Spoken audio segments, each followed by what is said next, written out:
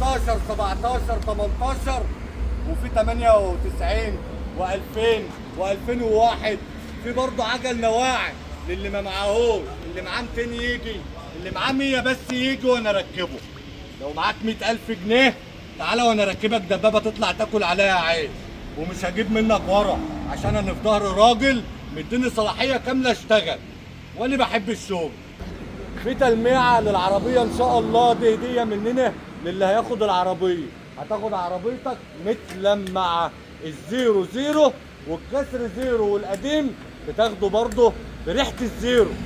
طلع على 19 لسه داخله وبتغني بتقول يا فتاح يا عليم يا رزاق يا كريم. نص السنه مكنه ياباني، وفي ال20 جاي في السكه ان شاء الله عند الحاج محمد سعد جايبها، وجاي للحاج عبد المغيث عجلتين 20 برضه نفس الزيرو، يعتبر فاتوره عجل زيرو. تعال بقى لل 23 الابيض على الابيض زي الحاج ما بيقول 990,000 جنيه، فاتوره بيضه موزع، ولا بنقول عقد مسجل ولا بنقول كاني ولا ماني، فاتوره بيضه 990. اللهم صل على النبي، من بق الحاج مليون 40 و45 على طول يا حاج عشان الفقير ياكل. حط 100 وتركب زيرو فاتوره مكيفه 24 يبقى مليون 140 فاتوره. 145 ال 25 زيرو فاتوره الثلاث الوان 220 ال 25 ابيض على الابيض. يا حاج ده انت بتسلم كده اقل من اسعار منصور 80 و90,000 جنيه. عشان حسوا بالفلوس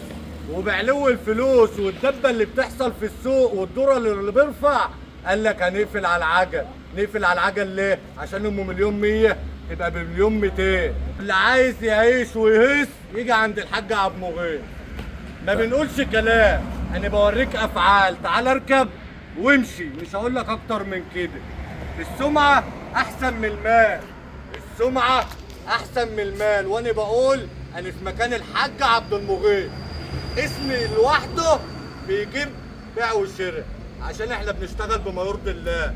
الزيرو زيرو والكسر زيرو كسر زيرو، واللي احنا بنقول عليه بتاع الشعب المصري 16 17 18 وفي 98 و2000 و2001. في برضه عجل نواعم للي ما معاهوش، اللي معاه 200 يجي، اللي معاه 100 بس يجي وانا اركبه. لو معاك 100,000 جنيه تعالى وانا اركبك دبابه تطلع تاكل عليها عيش، ومش هجيب منك ورا عشان انا في ظهر راجل مديني صلاحيه كامله اشتغل وانا بحب الشغل. في تلميعه للعربيه ان شاء الله، دي هديه مننا للي هياخد العربيه. هتاخد عربيتك متلمعه، الزيرو زيرو والكسر زيرو والقديم بتاخده برضه بريحه الزيرو. والنيه الصافيه في البيع والمباركه احسن من ركب الاله نفسها. ان انا اقول لك 1000 مليون مبروك، الله يلم عليك بتاع الناس ويرزقك. وعايز تهيص تعالى عند الحاج عبد المغيث. والسلام عليكم ورحمه الله.